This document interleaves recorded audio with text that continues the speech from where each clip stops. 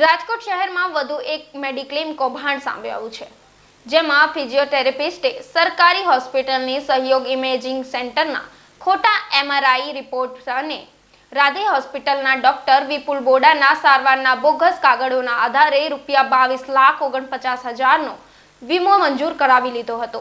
વીમા કંપનીએ સહયોગ ઇમેજિંગ સેન્ટરના ખરાઈ કરતા સમગ્ર કૌભાંડ સામે આવ્યો છે. હાલ પોલીસ દ્વારા સમગ્ર મામલે તપાસ શરૂ કરવામાં આવી છે, જેમાં રાધે હોસ્પિટલના ડોક્ટર વિપુલ બોડાનું નિવેદન પણ સામે આવ્યું છે. મને આજે હવારે ખબર એક ડોક્યુમેન્ટ તો બધા યાદ ન કેટલા પેશન્ટ આવતા હોય 3.5 વર્ષ આડા મારી બીજી હોસ્પિટલ હતી ને અહીંયા પેશન્ટ આવેલું હતું. બરાબર, એ છે ને એ પોતે ડોક્ટર હતા એટલે એની રીતે MRI કરીને આવ્યા અને મને એને વીકનેસ બતાવી એટલે આપણે અંડર ઓબ્ઝર્વેશન એને રાખ્યા એડમિટ અને પછી એને સારું લાગ્યું એટલે ડિસ્ચાર્જ આપી દીધું અને મને એને એમ કીધું કે ડિસેબિલિટી નું સર્ટિફિકેટ આપો એટલે મેં એને આપ્યું નથી અને એ બસ 7 થી 8 હજાર નું બિલ થયું હશે. એ બિલ અમે લીધેલું છે. તમે કયા આધારે સાહેબ એને જે સારવાર કયા આધારે કરી એ વાત કરો. એને જો કોઈ પણ પેશન્ટ એને વીકનેસ એને કીધી હતી કમ્પ્લેન. હવે પેશન્ટ આમ કે હું હાથ પકડું ગ્રીપી મૂકી દે તો શું કરવાનું? હું તો ગોડ તો છું નહીં. બરાબર, હાથ હું એને પકડાવું XYZ આ મેં એને પકડી છે આ એની મૂકી દે તો આપણે વીકનેસ સમજવાની ને.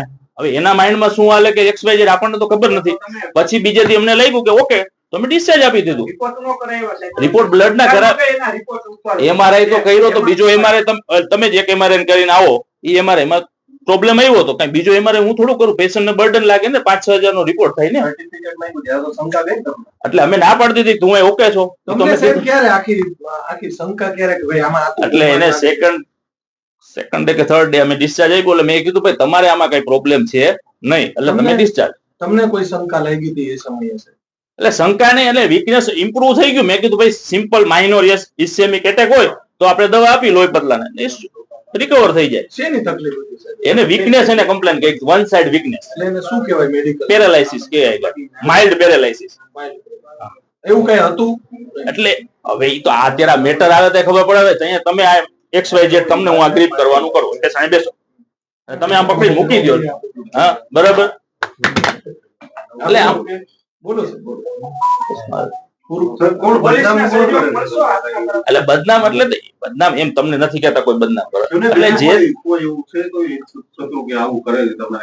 એટલે એને કઈ જે ક્લેમ હશે એની હશે આપણને કઈ આઈડિયા નથી. મને મેટર ની નથી ખબર આગળ શું છે કઈ વસ્તુ.